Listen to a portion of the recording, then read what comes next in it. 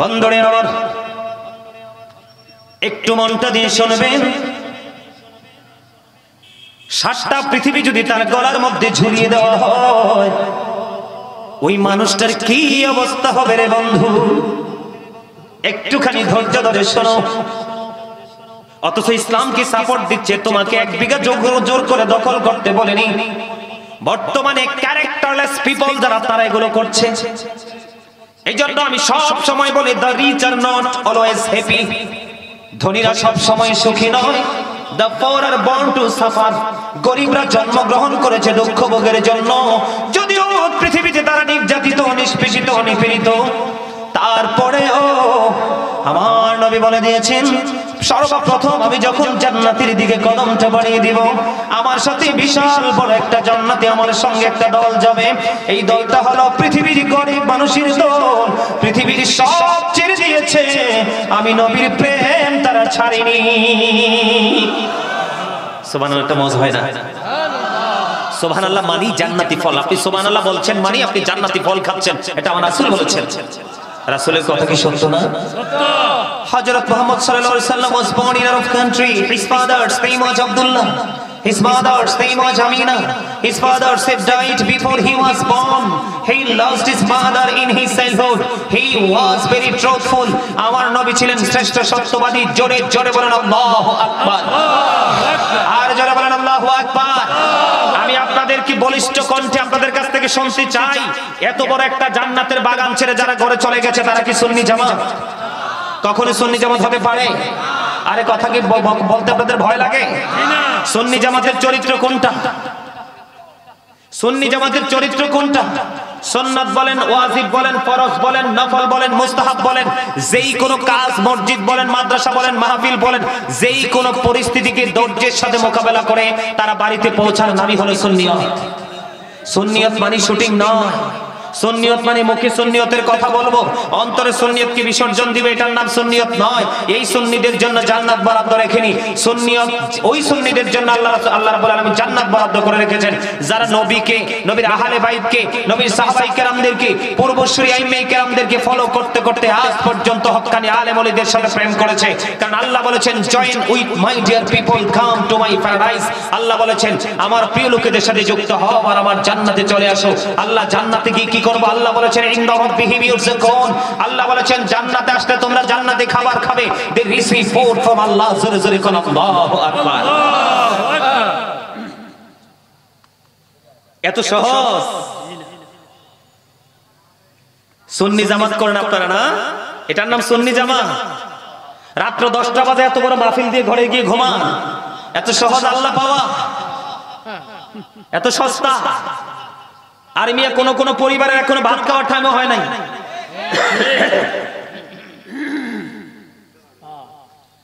আমার কথাগুলো একটু খাড়া খাড়াই, কারণ এখন মিষ্টি কথার দিন নাই তো, মিষ্টি মানুষ আসেনি, মিষ্টি কথা কইতে হবে। সম্মানিত উপস্থিতি, এমন একজন নবীর উম্মত হয়েছে, তারপরে কপাল পড়েছে জাহান্নাম অপেক্ষায়। কেমন নবীর উম্মত? আমেরিকার গবেষক মাইকেল এইচ হার্ট তিনি বলেছেন, the 100 ranking of the most influential person in the history. 100 জন প্রভাবশালীর তালিকা করেছেন, চ্যাম্পিয়ন হলো আপনার আমার প্রাণের নবী। আপনারা চিনেন ডক্টর আহমদ পেয়ারা বাগদাদি পীর সাহেব কেবলা, যিনি বোস্টন ইউনিভার্সিটির ইংলিশ লেকচারার ছিলেন। ওনার জীবনে অনেক ইহুদি কান্ট্রিতে গিয়ে তিনি বাহাস করে নবীর প্রেমের বিজয়ী ঝান্ডা হাতে নিয়ে চলে এসেছেন। ডক্টর আহমদ পেয়ারা বাগদাদি ওনার লেখা কিতাবে তিনি বলেছেন, of all the great religious personalities of all prophet, Muhammad রাসূলুল্লাহ সাল্লাল্লাহু আলাইহি ওয়াসাল্লাম was the most successful. জোরে জোরে কোন আল্লাহু আকবার। আরে আরো জোরে বলেন আল্লাহু আকবার। কে মনে করেছেন আল্লাহ the first pillar is the Lord of worlds, রাব্বুল আলামিন? মুহাম্মদ রাসূলুল্লাহ সাল্লাল্লাহু আলাইহি ওয়াসাল্লাম is the blessing for the world, রাহমাতাল লিল আলামিন। কি চমৎকার ম্যাচিং না? অত্যন্ত দারুণ ডিজাইন না? কিন্তু সেই নবীর আদর্শকে কুরবানি দিয়ে আমরা সুন্নিয়ত দাবি করতে পারি? এই মিয়া, সাহাবায়ে কেরাম যখন রাসূলের সামনে বসতেন, রাসূল যখন বয়ান দিতেন, সাহাবায়ে কেরামরা কি রাসূল ছেড়ে চলে যেতেন? না। এই আদবই তো আমাদের মাঝে নাই, এই শ্রদ্ধা আমাদের মধ্যে নেই। আজকে এই কারণে আমাদের অধপতন। মসজিদে হাইয়া আলাস সালাহ বলার পরে মসজিদে আসে না। এই মাহফিল দিয়ে লাভ কি? আপনারা বলেন তো, আজকের এই মাহফিল দিকে হেদায়েত হয়েছে? আপনারা বলেন, আমার কথা বলেন আপনারা। আজকের এই মাহফিল লক্ষ লক্ষ টাকা খরচ করে লাভটা কি? এখানে কি হেদায়েতের কোনো সম্ভাবনা আছে?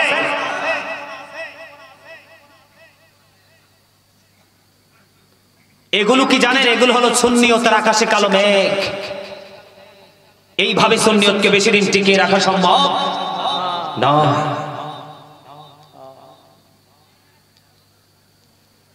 মানুষের সকাল থেকে সন্ধ্যা পর্যন্ত, মাথা থেকে পা পর্যন্ত সবটা ইহুদি নাসারাদের কালচারে রঙিন হয়ে গেছে। আল্লাহ কোরআনে বলেছেন, ইন্নাল কাফিরিনা কানু লাকুম আদুওয়াম মুবিনা। আল্লাহ বলেছেন, the heritages are the eternal enemy of the believers. ঈমানদারদের প্রকাশ্য শত্রু হলো বেঈমানেরা। আমার দিকে তাকান, হিন্দু বলেন, খ্রিস্টান বলেন, বৌদ্ধ বলেন, ইহুদি বলেন, নাসারা বলেন, তাদের ধর্মের স্রষ্টা হলো শয়তান। কে? তাদের ধর্মটাকে ক্রিয়েট করেছে কে? শয়তান। শয়তান আমাদের কি বন্ধু না শত্রু? শয়তান is the eternal enemy of the believers. ঈমানদারদের প্রকাশ্য দুশমন হলো শয়তান। ইন্নাশ শাইতানা লাকুম আদুওয়ুন ফাত্তাখিযুহু আদুওয়া। তবে আপনারা যারা জান্নাতের বাগানে এসেছেন, আপনাদেরকে আমি খুশি করার জন্য বলছি না, ওয়াল্লাহি আল্লাহর কসম করে বলছি, আপনাদেরকে খুশি করার জন্য বলছি না, বাস্তবতা দিয়ে বলছি। আজকের যে পরিস্থিতি আমি দেখেছি, এই পরিস্থিতির মধ্যে আপনারা জান্নাতে বসা, জান্নাতের বাগানে বসে, এটা সবচেয়ে বড় যোদ্ধার পরিচয় দিয়েছেন আপনারা আজকে। আমি মনে করি আজকে আপনারা বিজয়ী, কারণ যারা চলে গেছে তারা শয়তানের ধোঁকায় পড়েছে। আর আল্লাহ মুমিনদের সম্পর্কে বলেছেন, ইন্না কাইদা শাইতানি কানা দাঈফা। আল্লাহ বলেছেন, শয়তান ডিসিপশন ইজ ভেরি উইক। শয়তানের ধোঁকা মুমিনের জন্য একেবারে দুর্বল। শয়তান মুমিনকে হাজার চেষ্টা করে ঘায়েল করতে পারে না। দাড়িপাকা মুরব্বী বাবাদেরকে বলছি, আপনারা যারা বসেছেন তাদের আপনাদের জন্যই জান্নাত বরাদ্দ। আল্লাহ নিজে কথা দিয়েছেন, দাড়িপাকা মুরব্বীদেরকে আমি আল্লাহ জাহান্নামে পোড়াইতে আমার শরম লাগে। যেই মুরব্বী সকাল তো সন্ধ্যা যুবক থেকে বৃদ্ধ হয়েছে, আমি আল্লাহর পাগল হই। আর এত যুবকের মধ্যে সব যুবক চলে গেল, তোমরা কিছু যুবক বসে আছো। তোমাদের জন্য সবচেয়ে বড় দারুণ গুড নিউজ হলো, তোমরা আজকে যুদ্ধে বিজয়ী। আজকের এই কেন্দ্রটা ছিল একটা পরীক্ষার কেন্দ্র এই এলাকার মানুষের জন্য, আমাদের জন্য কিছুই নয়। আমি কিন্তু প্রোগ্রামটা রাখতে চাইনি, একেবারে রাখতে চাইনি। মিজান ভাই, যিনি আমাকে আপনি কথা বলছেন না, জিজ্ঞেস করেন কি বলছি। আমি রাখতে চাইনি, আমি জানি তো এখানে আলোচনা চলবে না, এখানে চলবে শুটিং। ওমানে যিনি আছে মনির ভাই, মনির ভাই সাথে নিষেধ করছে। এটা আমাদের জন্য অত্যন্ত দুঃখ, অত্যন্ত লজ্জাজনক। মিজান ভাই বলেন তো, আজকের এই লাখ লাখ টাকা খরচ করে কি পাইছেন? আছে কিছু? সম্মানিত উপস্থিতি, এই দেখেন, যারা অত্যন্ত বিচক্ষণ তারা হৃদয়ের গভীর থেকে চিন্তা করে, ব্রেইনের অত্যন্ত তলদেশ থেকে তারা গবেষণা করতে করতে উপরের দিকে আসে।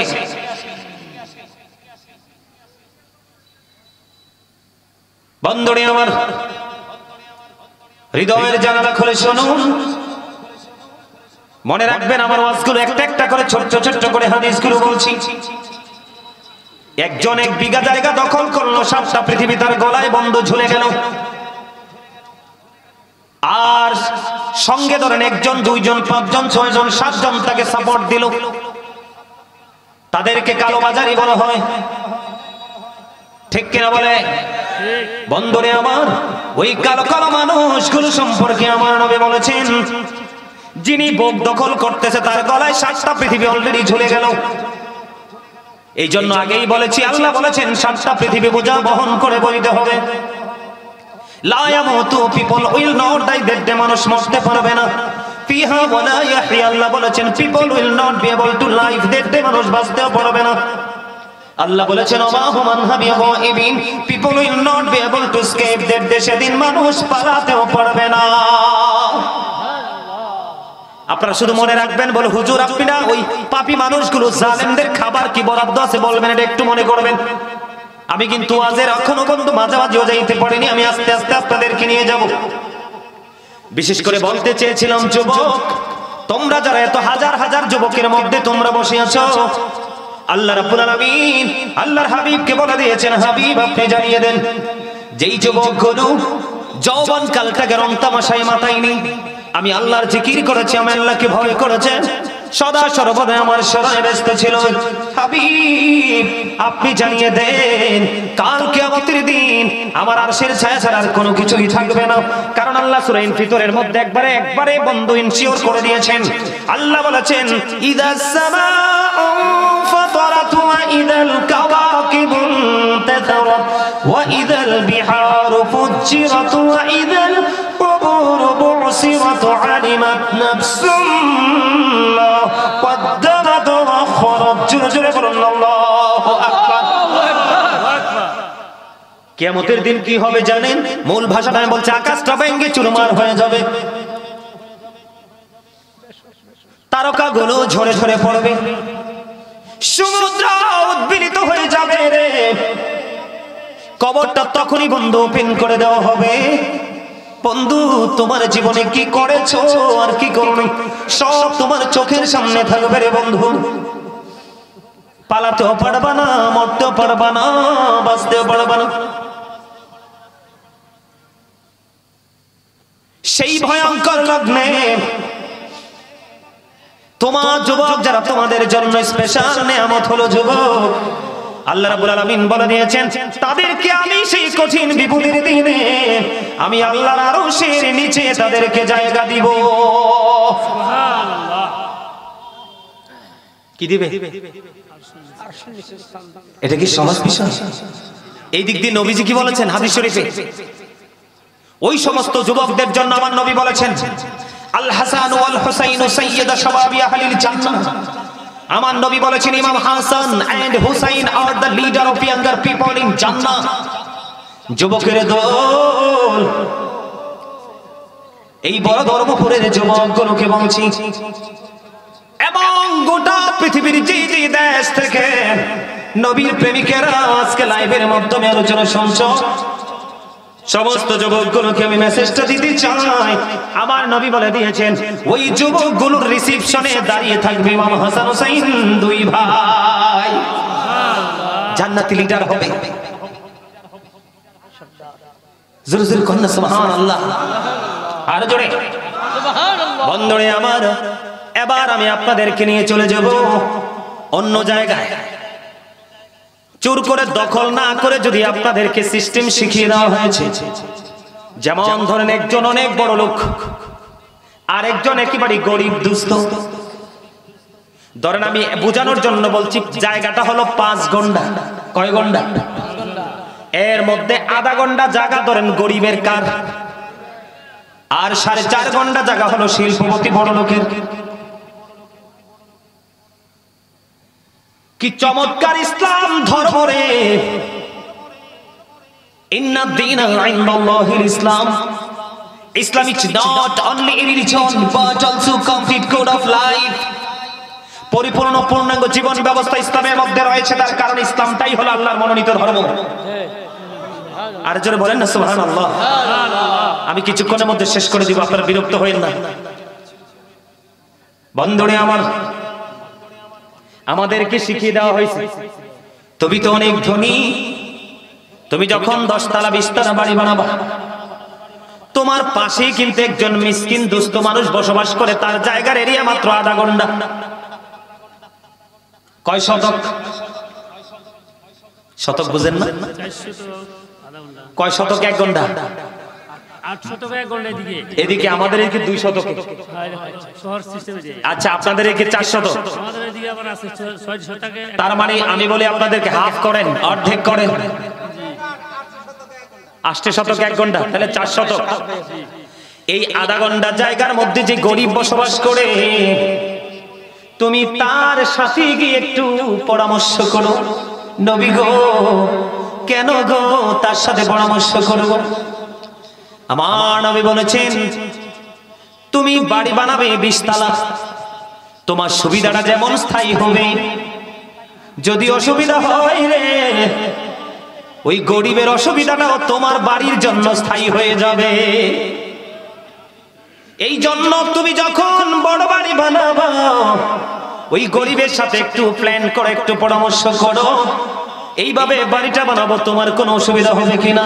যদি হয় তুমি তার এবং তোমার সুবিধার মধ্য দিয়ে বাড়িটা বানাও। আজকে আমরা সেই জায়গায় আসিনি, জি না, সেই জায়গায় নাই রে বন্ধু। হযরত আবু হুরায়রা রাদিয়াল্লাহু তাআলা আনহু থেকে হাদিস কেন বর্ণিত, আপনার আমার প্রাণের নবী বললেন সাহাবায়ে কেরামদেরকে, তোমরা বলো তো গরিব কারা মিসকিন কারা? এবার সাহাবায়ে কেরাম বললেন, ইয়া রাসূলুল্লাহ, যাদের টাকা নাই, পয়সা নাই, ধন নাই, দৌলত নাই, তারাই তো গরিব। আমার নবী বললেন, না না, তারা গরিব না রে। তাহলে কে গো নবী গরিব? আমার নবী বললেন, ওরা হলো প্রকৃত গরিব, ওরা হলো প্রকৃত মিসকিন। কে গো নবী? ওরা হলো দুনিয়া থেকে অনেক নামাজ, রোজা, হজ, যাকাত, দান, সদকার সওয়াব নিয়ে আসবে, কিন্তু পৃথিবীতে এত অন্যায় তারা করেছে। যেমন ধরেন একজনের বদনাম করেছে, সমাজের মধ্যে দুই পরিবারে ঝগড়া হয় না, এক কাপ চা খেয়ে এক কাপ ঘোষ 500 টাকা 1000 টাকা নিয়ে এই জনের বাড়ির আঙ্গিনা আরেকজনকে ভাগ করে দিছে। আবার যিনি অন্যায় করেনি তারপর অন্যায়ের বোঝা বইছে, ইনি প্রতিবাদ করার পরে ওনার গালে একটা জোরে থাপ্পড় বসিয়ে দিয়েছে এবং সাথে সাথে তাকে গালিও দিয়েছে। এরকম আছে না নাই? আবার জোর করে তার মাঠ থেকে সোনালী ফসল বা গাছ বা ফল চুরি করে কেটে নিয়ে এসেছে। আছে না নাই? আমার নবী বলেছেন তারা অনেক নেক আমল নিয়ে যাবে রে,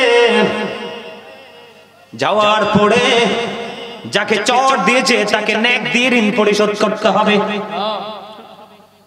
যাকে বকা দিয়েছে তাকে নেক দিয়ে পরিশোধ করতে হবে। ওই যে একটু আগে বলেছে একটা ডালার হক যদি পাও না হো, এটা বর্তমানে বাংলাদেশের জন্য একেবারে নাথিং একটা হক। আল্লাহর হাবিব বলেছেন এটাকে ছোট মনে করো না, কারণ এই হক যদি কেউ পাও না থাকে তাহলে তোমাকে জাহান্নামে যেতে হবে। নাউজুবিল্লাহ, জোরে জোরে বলেন না। বন্ধু এমনি করে করে কাউকে চট দিয়েছে, এমনি করে করে আপনারা বুঝে নেবেন বাকিটা।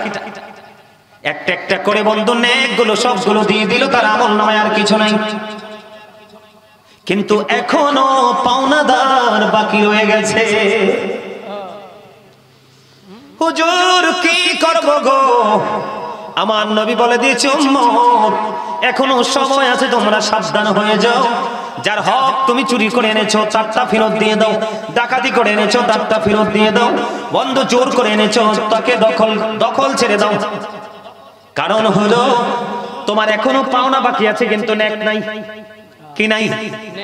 এখনো কিন্তু তোমার নেক আমল নাই, নেক আমল সব শেষ হয়ে গেছে। এখন ফয়সালা হবে কেমন?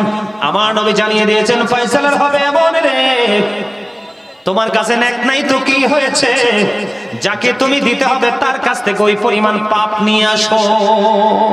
আমার নবী বলেছেন এর চেয়ে বড় গরিব আর তো কেউ হতে পারে না। জোরে জোরে বলুন না নাউজুবিল্লাহ, আর জোরে বলেন নাউজুবিল্লাহ। আপনাদের সমাজে সব মানুষ মনে হয় জান্নাতের টিকিট পেয়ে গেছে।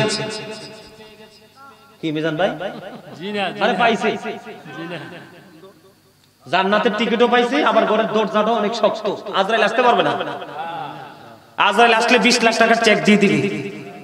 আজরাইল টাইমটা একটু বাড়াও না। আজরাইল বলবে চর চিনো চর, just time, no complain, no argument. ঠিক কি না বলো? কি মনে করছে? কাগজি কাট কাড়ি ঘুড়ি বানাकर उड़ाता है आसमान में, घुड़ी बेचारा क्या करेगा रोशी मुलाकात में। আজরাইল কয় এইটা, আর আল্লাহ কি কয়? যখন তোমার কেউ ছিল না তখন ছিলাম আমি, এখন তোমার সব হয়েছে পর হয়েছি আমি, যখন তোমার কেউ রবে না রব শুধু আমি, আমার কাছে আসতে হবে মনে রেখো তুমি। তোরা চাসনে কিছু, তোরা চাসনে কিছু কারো কাছে খোদার মদদ ছাড়া, অন্যের উপর ভরসা ছেড়ে নিজের পায়ে দাঁড়া। কুড়ি মানুষ যারা বুঝে গেছেন বন্ধুরে আমার, এই দেহটা হলো কাগজের গুড়ির মতো, আত্মাটা হইল রশির মতো, নাটাই হলো আজরাইল, আর মালিক হলো আপনার আমার মাওলা। ঠিক না? পাওয়ার তো দেখান, পাওয়ারটা যে কোথায় সীমাবদ্ধ এটাই তো আমরা জানি না। আরো জোরে, আপনাদের সমাজে গোশ খাইয়া বিচার করেনি? অমর খোদা মইন কি আর মন ও আজকে হল মন আমি থুইয়া চললে যাবো, চললেই যাইতা আমরা শুনতে চাই।